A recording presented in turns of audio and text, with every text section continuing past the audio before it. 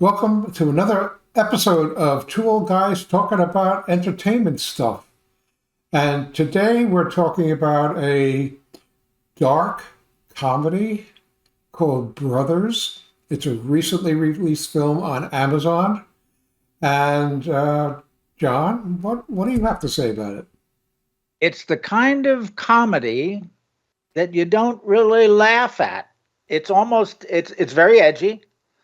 And even though it's billed as a comedy, it's a violent comedy. And the storyline is pretty simple. It's a dysfunctional family who are all thieves, and it's they're trying to find the magic emeralds that are going to make them all rich.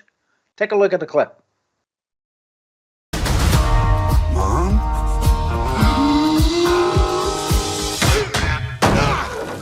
Oh, shit! He dented the car!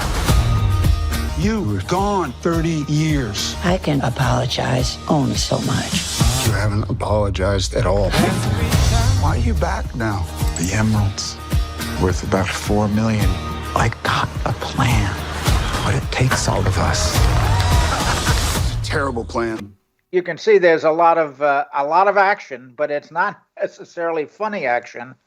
It's the kind of violence that you can laugh at, I guess.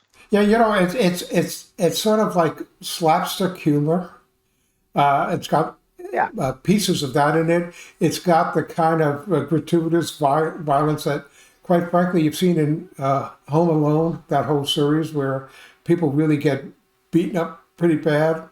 But these are more realistic characters living a very dysfunctional family life. So I'm going to cut to the chase. I actually liked it, but let me tell you why. The acting by actors Josh Brolin, Glenn Close, Dinklage, what's his first name? Dinklage.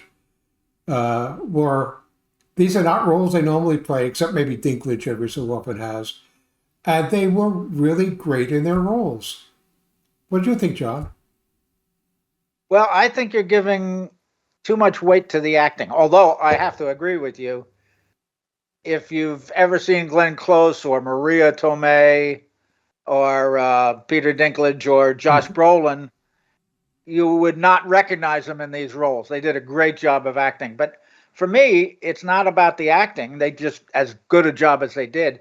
It's about the storyline. Hi, just a quick interruption to ask you to like this video and subscribe to our channel. Thanks. And I think a lot of people are not going to enjoy this because Home Alone is probably not.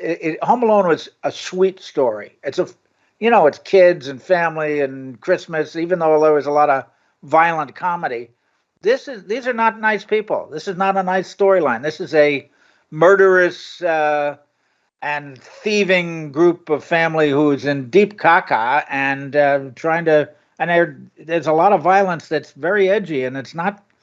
I don't think a lot of people are going to laugh at all the violence, although there's some great chase scenes and classic stuff. And I enjoyed the movie too, but I recognize not everybody's going to be laughing. Yeah, this is a kind of dysfunctional family that isn't very pleasant to watch.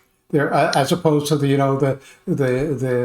grandfather or the uncle comes over for Thanksgiving and they can't talk to them, and they're just there's one nasty person and everybody else is sort of okay. Okay. Yeah.